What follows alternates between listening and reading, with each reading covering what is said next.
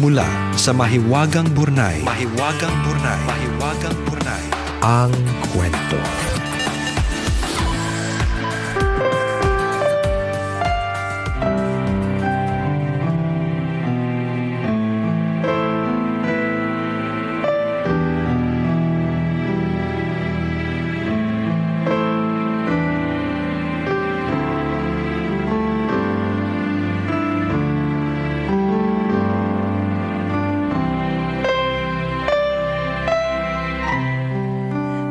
Nicole and Chris.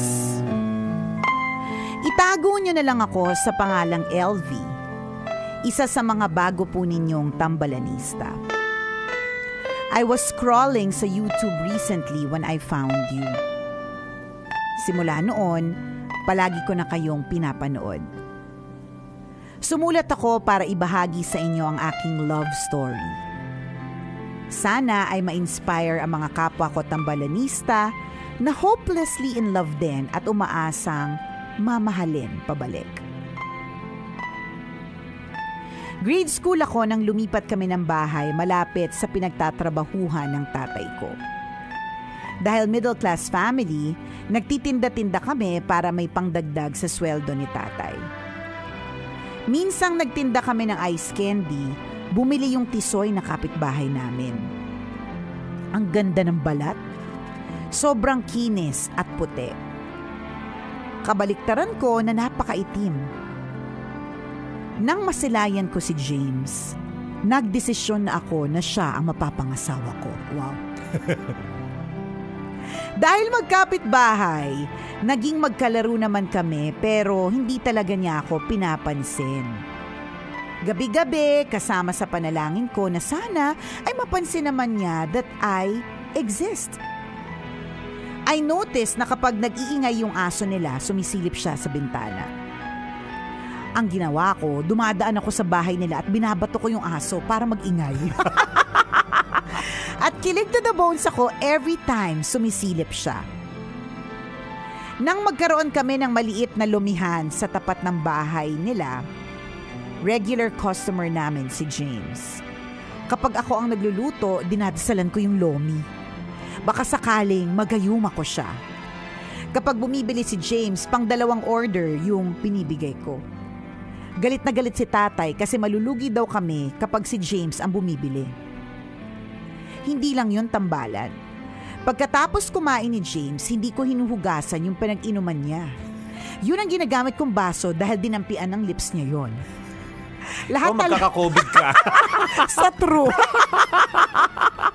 Lahat talaga ng galing sa kanya, pera, balat ng candy at kung ano-ano pa. Basta nahawakan niya, tinatago ko na parang treasure.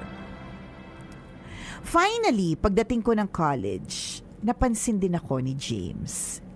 Niyaya niya akong mag-date. Sulit yung pagpapantasya ko simula grade school. I was his first girlfriend kaya sa akin niya naranasan ang lahat ng firsts, if you know what I mean. He was my boyfriend for almost 10 years. At ngayon, 16 years na kaming kasal. We have 2 kids at naninirahan dito sa Italy. Sa mga kapwa ko tambalanista na obsessed din sobra pero dinededma, huwag mawawala ng pag-asa. Sabi nga nila, when you want something so bad, the universe conspires for you to have it. Galaw-galaw din. Make the moves. Sa panahon ngayon, mahirap magka-love life kung wala masyadong effort. Thank you Nicole and Chris for reading my letter at sana kapag nakauwi kami ng Pilipinas, makadaan ako sa station at makapagpadala ng alay sa inyo. Ang inyong tambalanista, LV.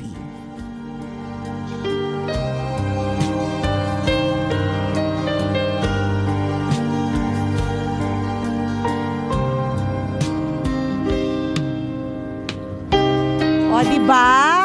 Never say die ang slogan, caption, motto, 'di ba? Nitong si LV. Bongga mo doon, bagay sa'yo yung pangalan mo, Shala-Shala mo today. Kasi nasa Italy ka eh. Correct, 'di ba? Bongga-bongga talaga. Syempre partner, bibigyan natin 'to ng mga magagandang mga pasabog na mga sasabihin kasi hindi naman kailangang maghintay na makarating kayo dito sa Pilipinas, baka mamaya, 'di ba? Kailan pa yung next uwi nyo? 10 years. Ilang taon na kami ni Chuper ng 54. yung mga papadala, yung mga dala niyo yung pagkain, baka hindi na namin nalalasahan. O kaya bawal na sa amin.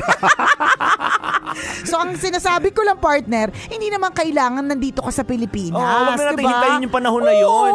Diba? Napakarami sana wag na ura-urada pwede. Sa true, napakarami pong mga tambalanisa na kahit nasa malayo po silang lugar, nagagawan po nila ng paraan yung sinasabi at tinatawag na alay. Yan, charot. Reminder lang naman yun, baka nakakalimot ka. Moderno na ang panahon ngayon na kahit saang panig ka ng mundo naroroon. Maaari nang ipadala kung ano man ang gusto mong ipadala. Ano ba meron sa Italy partner? Nako, sinasabi ko sa iyo talaga. Hindi ko alam. Ikaw na ang bahala. Pero kung nahihirapan kayo, edi iperahin na lang, di ba? Di ba madami LB doon? Oo. Lumang vlog. Dahil po, syempre charot lang yon LV. Kami ay natutuwa dahil light ang iyong kwento at natutuwa kami talaga naman sa eksena ng iyong pagpupursige. Ganon, di ba? Kaya tama naman yung lesson na sinasabi ni LV at ito po ay applicable hindi lang sa love life, kundi life in general. Lahat po ng aspeto ng buhay natin na kapag tayo po ay nagpursige, if it is meant for us, 'di ba? Kung para po ito talaga sa atin, wala namang rason para hindi po natin ito makamit. Yan. Totoo 'yan. Naniniwala ka ba na talaga sa kapalaran ng buhay natin? Na kahit anong gawin nating pag-iwas dito, kung para sa 'yo, 'di ba? Ikaw ba naniniwala ka doon? Oh, I believe that everything happens for a reason. May dahilan kung bakit nangyayari ang mga nangyayari. 'Di ba? Kung bakit kayo nagkausap ngayon, bakit si ang pangalan ng husband niya? James. Bakit si James ay bumibili ng lomi sa inyo? Correct. Na pwede namang hindi. Oo, diba? Lahat yan may dahilan eh. Pwedeng allergic sa lomi. Diba? Pero hindi siya allergic. Diba? Totoo yun. Ako lagi kong nasa isip yan. Tingnan nyo, sa dinami-dami po ng tao sa mundong ito, diba? Bakit kayo nagkausap ngayon? Bakit kayo yung binilhan ng lomi ngayon na doon mag-uumpisa ang lahat? Bakit kayo nag-uusap ngayon, partner? Tama. May dahilan ito eh. Correct. Diba? So, kasi pag hindi na tayo nag-uusap, wala na tayong kikitain. May dahilan talaga. Usap lang tayo ng usap, partner. Diba? Tama yan. Diba? Kwento lang tayo ng kwento sa radyo. Tama. At bakit yung napapakinggan ang tambalan ngayon? Kasi may rason po lahat yan. Pwede kasing at this point, hindi ka nakatutok sa tambalan. Totoo. Pwede mo hindi mo pakinggan ang love story na to na pwede mong kuhaan ng tip. Correct. Diba ng strategy para magka-jowa din bukas? Diba? Bibili ako ng lomi. Correct. Ganun. Magbabato ko ng aso para mapansin. Diba? Tawang-tawa talaga ako sa part na yun eh. Diba? Babatuin ko yung aso nila. Para mag-ingay. Diba? Para mag-ingay. At lumabas si James. Ikaw nadamay ka pa ng aso. Kaya nga Nang buwisit ka pa ng aso alang-alang sa love life, may animal cruelty na ganap. Pero may dahilan kasi eh. Kumbaga, nakaplano ang lahat ng yun. Sa mga kami nga nung ikinasal kami nung wife ko, totoo no, sa dinami-dami na pwede mo maging pasyente. Totoo. Palaisipan sa akin yun eh. Bakit ako yung nasaktuhan na mag-alaga sa akin? Bakit ikaw yung nasakto mag-alaga sa akin? Pwede namang hindi. Libo-libo naman yung doktor, bakit ikaw? Correct. 'Di ba? Na doon pala mag-uumpisa ang isang napakagandang love story. Yun pala ang mapapakasalan eventually, Oo, 'di ba? diba? Who would have thought na dahil sa plema ni Chuper, 'di ba? Nagka-love life siya. Ano siya nun eh? Piniplema siya nun, inuubo siya eh. Ilang linggo na akong inuubo na hindi ako gumaling-galing. 3 linggo. Correct. Pwede rin namang sa ibang ospital o clinic ka napunta dahil napakarami din namang ospital, di ba? Totoo yun. Pwede nagdesisyon kang pumunta ng Nueva Ecija kahit taga Makati ka lang. Totoo naman. Di ba? Pero bakit doon? So may dahilan pala kung bakit ako inubo ng ganun. Tama. Pag-iisipin natin, ang galing lang, no? Lahat tayo ay magkakaugnay. And perfect yung sinabi niya that the universe conspires. Di ba? For things to happen for you. Correct. 'Di ba? Ang galing lang. Ano yung mga bagay partner na parang ang sasabihin mo, amazing naman, ang galing ng universe. Madami. Hanggang oras meron tayo? Mayroon pa tayong May 7 minutes pa tayo para para sabihin lahat ng ito, di ba? Pero lahat tayo may ganun eh. Di ba, ang galing ng kwento? Pwede namang hindi. Tsaka, di ba yung sinabi mo, kakasabi mo lang ngayon, partner, di ba? Kaya pala ako inubo. Minsan kasi, we go through particular challenges. And for a radio announcer na magkaroon ng ubo, na ang type ng ad-libbing po namin, kailangan tumawa. Apakahirap po nun. Oo, kaya. Kasi magsasabay yung ubo, na basta parang makati siya. Tsaka mahirap siya, masakit talaga siya. Oo, hindi mo matapos lagi yung sentence mo. Oo, correct. So napakahirap, 'di ba? And kung titingnan mo 'yon, may isip mo talaga na problem siya. Pero kaya mo pala pinagdaanan yung problemang yun o pagsubok na yun kasi yung pala yung magiging dahilan para may mamit ka. Yes. At yung mamimit mo pala, hindi mo akalain, magiging asawa mo na, di ba? Totoo so, yun. ganon. So, kunyari, ikaw kabisyo, ganyan ang eksena mo, parang meron kang pinagdadaanan struggle, tapos iniisip mo, bakit ko ba pinagdadaanan to? Ano ba dahilan kung bakit ko kailangan itong pagdaanan? Hindi mo talaga malalaman agad yung sagot eh. Usually, it takes time. It takes bukod sa oras, syempre, reflection. It takes diba? patience. Correct kung bakit ka mangyari. Pero eventually, kaya pala nangyari itong bagay na ito. Kasi dadalhin pa pala ako sa mas magaling at mas matindi at mas magandang pagkakataon. Diba? Halimbawa, meron tayong tambalanista na nawalan ng trabaho. Diba? Ikaw na nawalan ng trabaho ngayon. Syempre, ang sakit niyan, diba? Iisipin mo, bakit ito nangyari sa akin? Ang sakit man isipin, pero totoo, may dahilan kung ba't nangyari sa'yo yan. Agree. Diba? At ang dahilan, yun yung ma-excite tayo, 'di ba? Let's be positive na mas maganda pala yung magiging dahilan. At kita-kita yan nung nakaraang pandemya, partner, yung mga nawalan ng trabaho tapos bigla nakapagnegosyo. 'Di ba? Diba? Sobrang yumaman. At sobrang yumaman. Yung nagtrabaho ng 10 taon. Correct. Tapos bigla naging online seller, yumaman ng 1 taon lang. Tama, 'di ba? Yung ganun. So, lahat talaga ay may dahilan. Pero syempre dahil minsan kasi isipin natin na ayun naman pala eh. Ako iniisip ko yan noon eh. Parang, ayun naman pala eh. Nakatadhana naman pala eh. Di tamad na lang ako. Di ba?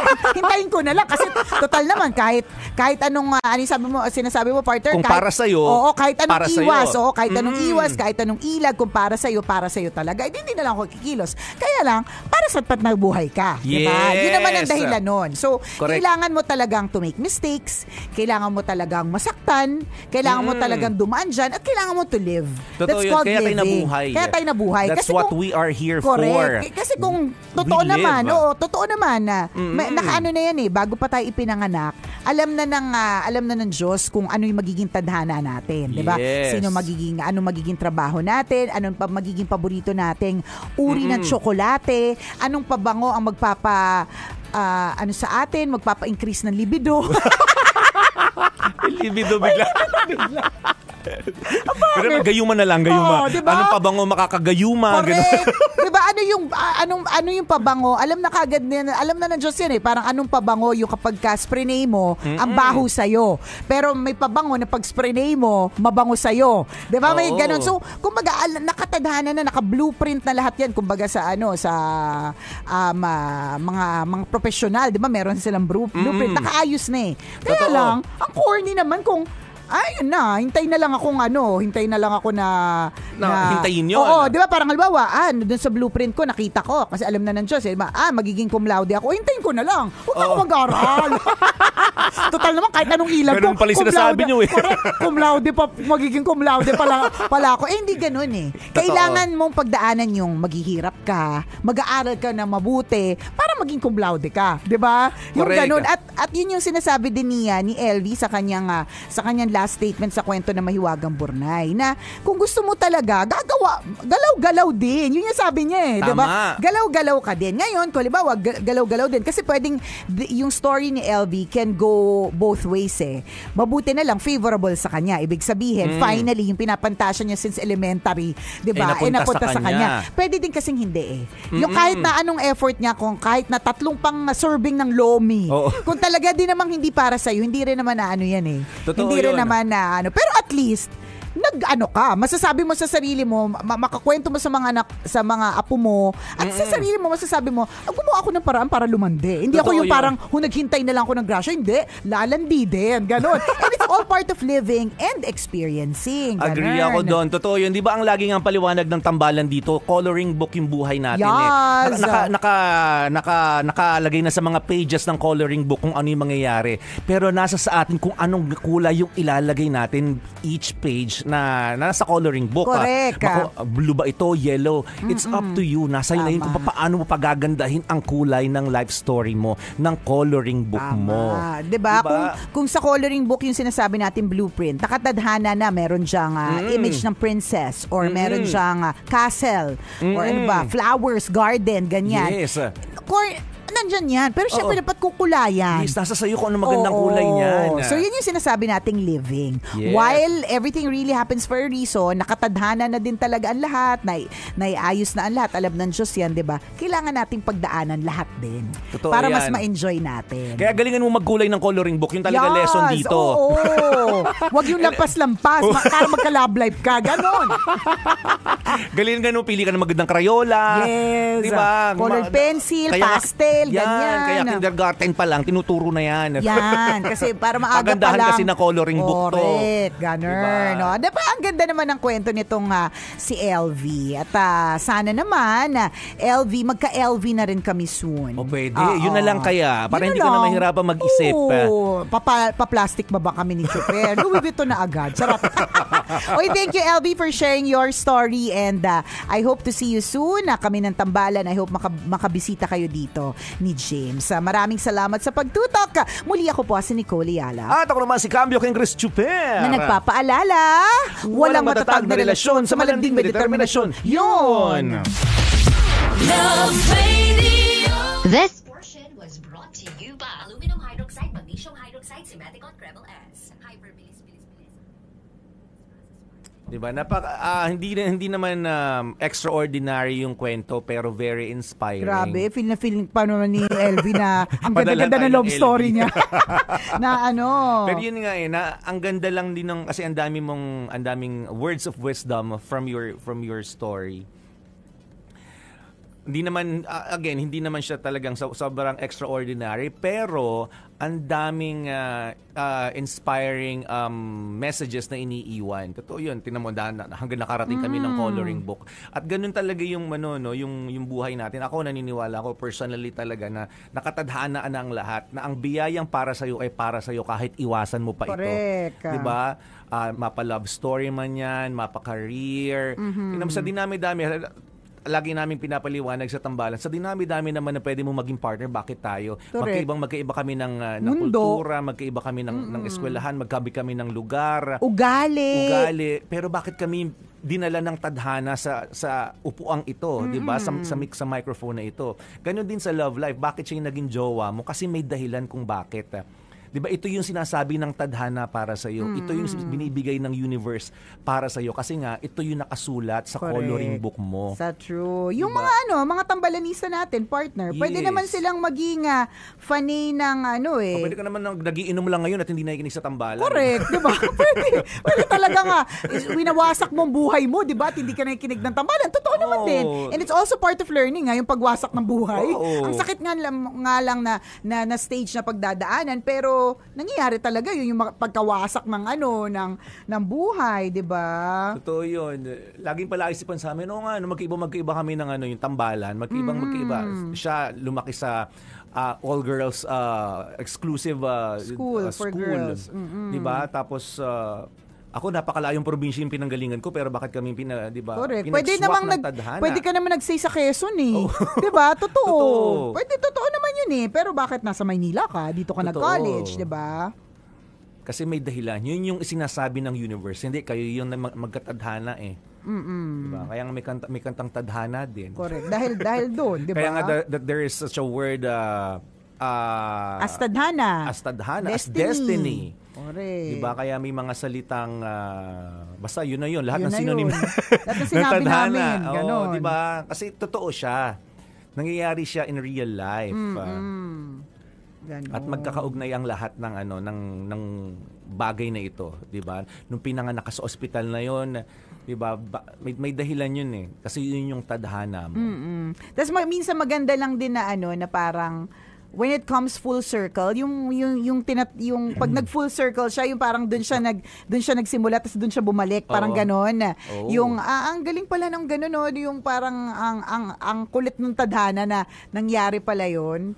Totoo. Yung mga ganon. Halimbawa, yung OB-GYN ng nanay ko ay parehas ng OB-GYN ng nanay ni Ren. Ay, ang galing di ba? In the same hospital. So, parehas kami 1979, di ba? So, maaaring during check-ups, di ba? Parang pwedeng magkasunod or pwedeng, alam mo yun, kasi parang, kumbaga, same year. So, same time din almost the same time sila nagbuntis or galing, preggy, no? 'di ba? So nakakatawa yung mga ganun na parang ang galing at nalaman lang namin yun nung nagpe-prepare yata kami for our marriage, tapos for our wedding, tapos yung birth certificate, tapos nakita yung parang yung birth certificate dati nakasulat pa yung pangalan ng OB-GYN.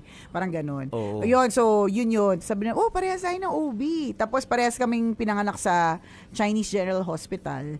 'Di ba? Ang galing lang. Parang yun yung mga nakakatuwang parang patadhana. Ganun. Totoo na yun parang patadhana, kung isipin mo universe talaga yung nag-control nun Pero yung mga pages in between, yung mga nangyayari in between, tayo na yung naglalagay nun. 'Di ba? Kung bakit kailangan ini-enjoy mo yung moment, kung bakit nasa sad ka at that moment, tayo na yun 'Di ba? Pero yung pangyayari na yun, nilagay ka talaga ng universe doon. Hindi, dito ka. Kasi may dahilan kung bakit ka dapat nandyan. 'Di ba? Nasa sa'yo na yan kung i-enjoy mo to, kung magiging sad ka dito. Paano mo nga bibigyan ng kulay yung sitwasyon na yun? Correct. Nasa sa atin na yun. Pero kung bakit ka nandun, nakatadhana kasi yun. Yes. May dahilan kung bakit nangyari. Diba? Ang nangyari. Kung bakit ka nasa relasyong ganyan ngayon. 'Di ba? Tinadhana kayong mag-meet ng taong 'yan, pero bakit malungkot kayo? Kasi may kailangan ayusin. Lalagyan niyo ng kulay 'yan may color, yan na naman yung color na sinasabi. Yes, bakit kayo masaya ngayon? Kasi kayo yung naglalagay ng kulay diyan. Ganon. Batiin ko lang, partner. Batiin lang natin ang happy birthday. Si Bert Rogador. 40th birthday today. Ayan. Life begins at 40, sabi daw. Bert Rogador, ang mabuting hobby ni Glenda Canlapan Rogador. Ayan, yung ating masugid na tambalanista na napakaraming binigay sa akin ng mga pakandila. Ayan. Yan, magagamit mo na daw yun. Sa mga partner. susunod na pagkakataon hanggang sa sa lamay. Lahat ng All Souls Day Rekta na. magagamit. Rekta ng gamit, 'di ba? So yun. So thank you and happiest birthday to you, Bert Rogador. Naway maging bonggacious ang iyong birthday celebration. Siyempre ipagpasalamat natin yung umabot ng 4 na dekada. Yes. Isang napakalaking blessing 'yan. Second birthday din ni Maika Sofia Revilla. Yan. One of these days, kami po ay papasyal para makapag-alay, sabi ni Daryl Revilla. Yan, huwag paasa ha. Oo, yung mga paasa na natitisod kahit wala pong bato, di ba? Magkakagalis ang kamay. Yan, ganun. Ayan ha, salamat na marami sa inyo sa pagtutok sa amin. And kanina pina-flash sa screen ni Boyet, don't you forget Aliwan Fiesta next week na! It's official. Aliwan Fiesta 2023 ay magaganap on July 13, 14, and 15. So nakaka-excite po talaga ito kasi excited na akong partner. Kumain dun sa Regional Bazaar. Syempre hindi naman mawawala yung pa-empanada, di ba? Lahat ng tao talaga magmamantika na naman yung mga bibig dito kasi, kumain ka na empanada, no? Ganun. So, kita-kits po tayo. Next week na po yan. Thursday, Friday, and Saturday. 3 days po of Aliwan Fiesta. Libreng entertainment para po sa inyong lahat. Dito po yan magaganap sa tapat ng office namin sa MBC Building, Ross Boulevard, Pasay City. Kaya kung iniisip po ninyo na kung kailan kayo magpapadala ng alay, pwedeng isabay nyo na, di ba? Kung kailan kayo pupunta dito. Oo, para isang tuhog na. Isang tuhog na. Diba, Ganun. nakapasyal na kayo, nakapagbigay pa kayo ng alay. Correct. Oh. Yun talaga yun eh. Isama natin talaga yung alay portion. Yung laging diba? pakabig talaga. Yung sasabi natin kanina, selfish. Oo, yung laging may Our gain own dapat gain. ang tambalan. Our own Oo. gain. Ganyan. Ganun talaga. Hayaan nyo na, yun Oo, tayo ng katotohanan ganun ng buhay. talaga. Kayo rin naman. Totoo. Hindi lang namin naririnig ang kwento nyo kasi kwento lang namin yan naririnig nyo, di ba? Correct. Sabi ni Ginoong Alfred Cabuang, correct, hindi maiiwasan ang itinadhana. Napakaganda nga naman nun, no? Talagang nakatadhanang madapa ka, nakatadhanang diba, masugatan ka, nakatadhanang umiyak ka ngayon kasi lahat yan may dahilan. Correct. Ganun. Diba? Yung katotohanan ng everything happens for a reason. Totoo yun kasi. Nangyayari ang lahat-lahat.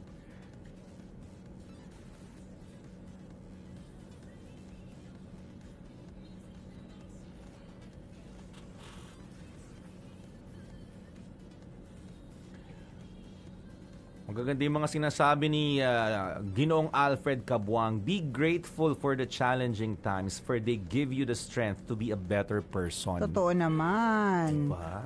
That is truly Lee, always. Takot tayo sa mga challenges, pero itong mga challenges na ito will make our life colorful. Diba? Bakit ka matalino ngayon? Bakit ka matapang ngayon? Dahil yan sa mga challenges na pinagdaanan. Very good. Ann Loves You says, hello Ma'am Nicole and Sir Chris, pabati kami dito sa Taiwan. Sabi ni Jude Ilagan Kausaren, wow, aliwa na, dati dyan kami nag-date ng asawa ko. Oh, pwede ring magandang date. Kasi nakatadhana kayo manood ng Oo. aliwan. Habang nanonood kayo, nagkakilala kayo ng katabi mo, naging jowa mo. Oh. Diba? May mga nagka-love life talaga dahil sa aliwan, Oo, ha? kaya. Sabi nung isa, pawis ka din, di ba? Kasi mainit. Oo, O, di ba? grabe, Tas- init kasi ng tanghali. Correct, nagkabigayan ng bimpo, partner. O, di ba? Nung nagkabigayan ng bimpo, nagkaamuyan ng amoy ng bimpo. Nagkain laban sa amoy ng may tawag doon yun sa hormones, pheromones. O, ganon. Doon May nagsimula. lumabas na kakaibang Correct. amoy. Truth. Diba? Doon nagsimula ang lahat. Nagsimula ang lahat sa latik-latik na Oo, kilikili, di ba? truth. Grabe yun, no? Umuulan pa nga pala paghapon. Pero okay lang yan. Hindi natin mapapansin yung init at yung ulan na yan. Kasi mag-enjoy tayo sa mapapanood natin. Libreng concert yung first day, beauty pageant yung second day, street dance competition and float parade on The third day. On the third day, which is on Saturday, Yes. July 15. Correct. So sa Saturday, kami po ay ni Chris Super, ang role po namin dyan ay host ng awarding ceremonies. Yun. Tinatayo na yung stage sa labas. May mga bleachers na nakaset up. So, Yes. piyestang-piyesta na po talaga dito po sa amin sa tapat ng MBC Building. Yung bleacher ba, pag umupo tayo, dun puputi tayo? Siyempre naman, bleach yun eh. Kainis.